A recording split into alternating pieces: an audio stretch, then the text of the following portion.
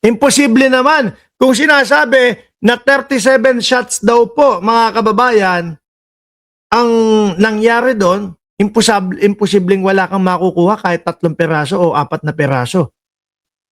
Di ba? Makukuha at makukuha yun. At doon malalaman po at doon magkakaalaman po, mga bossing, kung sino talaga ang nagpaputok, mga kababayan. Kung ganun po ang mangyayari, tapos kung totoo na wala doon ang NBI, di walang mga yari sila kapag yung mga tingga nila ang nakuha doon.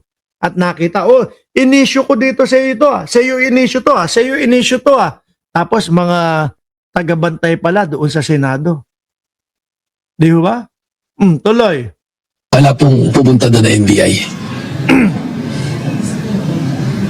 Ano kung susunod na hakbang nyo? Kasi kanina nga nanawagan si Senate President Alan P. Cayetano sa NCI na hindi po siya ng tulong.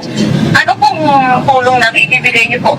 Well, liwanagin po natin ano po bang gusto nila kasi kung kami po yung pinagbibintangan, mahirap naman kami rin na mag-iimbestiga po.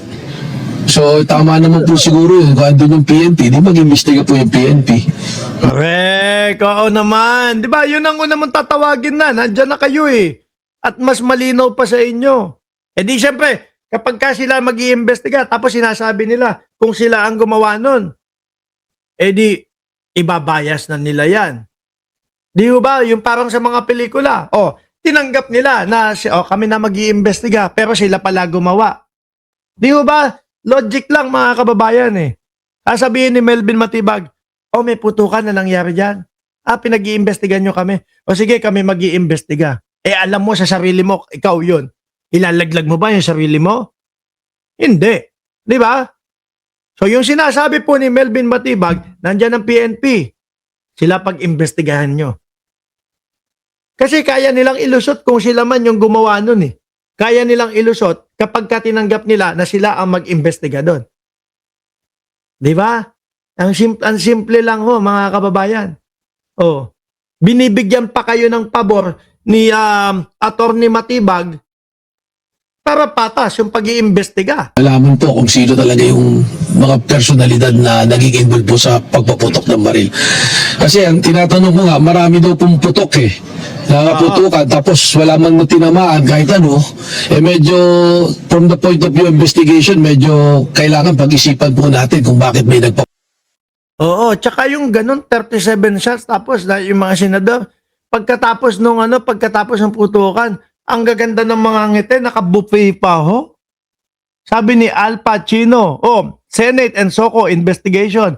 Sabi ni Juancho, sinigayan, moro-moro sa Senado, gumawa ng drama ang 13 Judas na senador. putok ng baril doon sa loob ng Senado.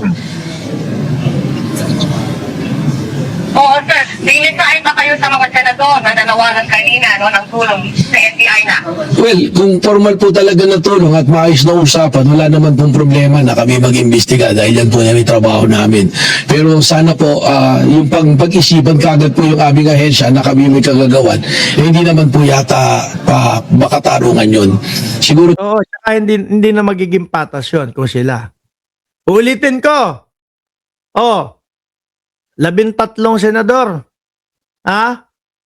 Binibigyan kayo ng pagkakataon nila Melvin Matibag na maging patas yung pag-iimbestiga na nangyari dyan. Kasi kung sila talaga ang gumawa niyan at sila ang pag-iimbestigahin nyo, kayang-kaya na nilang ilusot yung sarili na. Sasabihin nila, yung mga natagpuan po, iba pong mga numero, iba pong mga code ang nakalagay doon sa mga bala, hindi po sa mga ganito, ganyan. Iiwas na nila. Kayo ang mag-imbestiga, no? PNP ang mag-imbestiga para maging patas. Nakita nyo ho, mga kababayan?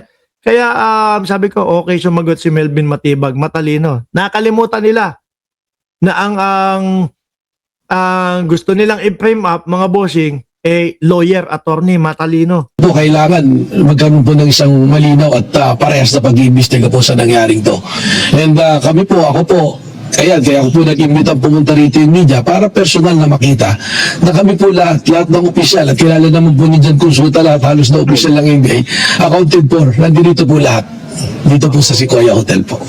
Di ba? Punta kayo dito. Nakita nyo, nandito kami lahat. O, kompleto kami dito sa Sequoia Hotel. Kanya katapang mga kababayan. Yung mga DDS, puro pagtatago, puro kabulastugan, puro kalokohan lang mga pinagsasasabi niya mga yan. Alright. And then, Director Melvin Matibag, maraming salamat po. Salamat po. Sabi ni Edgardo Gandela, gumamit na ng kamay na bakal si PBBM, niloloko na siya ng mga tsinador. Totoo yan. Alam niyo yung sinasabi ng mga DDS lagi.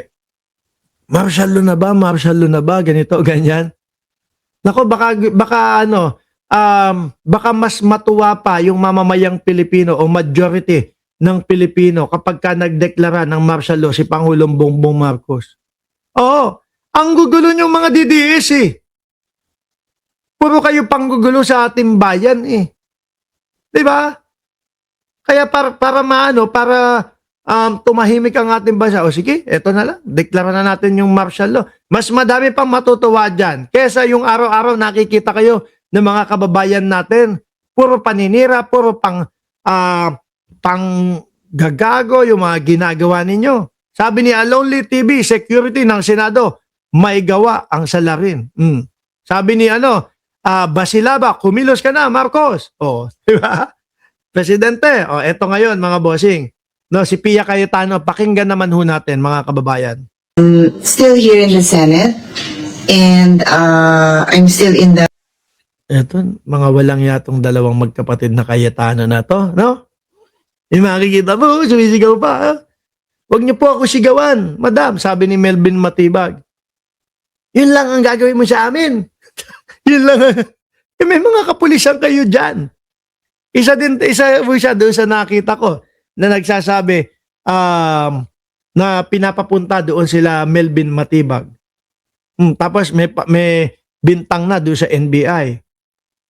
Diba? Nako, sa tropa ng NBI, sa pangunguna, nito pong si Director Matibag, saludo po kami sa inyo. No? Kami po ay naniniwala sa inyo.